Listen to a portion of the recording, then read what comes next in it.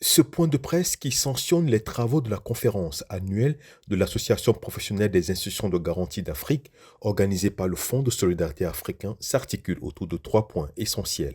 Il s'agit d'abord de saluer le travail qui a été abattu dans le cadre de cette rencontre d'envergure africaine. Je puis affirmer que ce fut véritablement un succès, d'autant plus que toutes les institutions ont répondu présent à notre appel.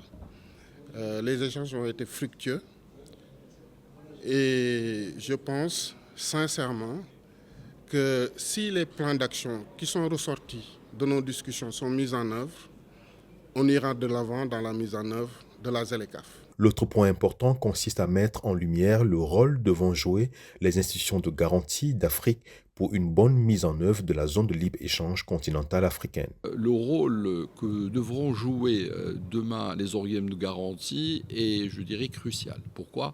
Parce que quand on parle d'une dynamique d'une zone de libre-échange, nous parlons bien sûr d'une dynamique entre des acteurs, c'est-à-dire le secteur privé essentiellement, et quand on parle bien sûr de cette dynamique, nous parlons du financement. Et l'accès au financement nécessite l'intervention des organismes de garantie qui vont permettre de faire en sorte que les financements puissent être déployés en faveur des acteurs qui créent de la richesse et qui vont, on va dire, demain créer notre richesse de notre continent dans le cadre de cette zone de libre-échange, que ce sont les entreprises. Ce qu'on a bien sûr essayé de mesurer à travers ce symposium, c'est la diversité des acteurs que nous avons aujourd'hui, à savoir que ce soit des organismes de garantie nationaux, multilatéraux. Et l'idée, c'est de travailler ensemble de manière à pouvoir répondre, on va dire, à ces demandes de financement. Enfin, la représentante de la Commission économique des Nations unies pour l'Afrique saisit l'occasion pour réitérer son engagement à accompagner ces institutions de garantie d'Afrique dans la dynamique de leur noble mission.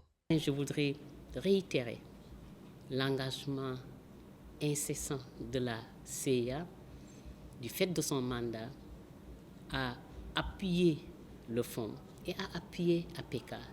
Parce que si on appuie cette organisation, ces fonds, on appuie nos pays. C'est notre mandat, c'est notre responsabilité. Merci à vous tous et toutes. Merci encore au directeur général.